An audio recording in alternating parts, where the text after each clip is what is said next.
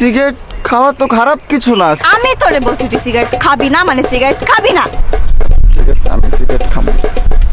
তুই তুই যে সব করলি, সিগারেট খাবি না বলে তুই আমার প্রমিস করলি, তারপরে সিগারেট খেলি, আর তোর পিছনে যে দৌড়াইলাম কতখানি ছাল ছিলে গেছে। আমার বাবুরটা পায়ে ব্যথা পাইছে। দেখি পায়ে কোথায় ব্যথা পাইছে দেখি। খবরদার কাছে আসবি না বলে দিলাম। এমন জায়গায় লাথি মারবো না যে পেইনের ঠেলায় খালি কাতরাবি, কোনো দিশা পাবি না কিন্তু কই যাবি। তুমি সবসময় এমন করো।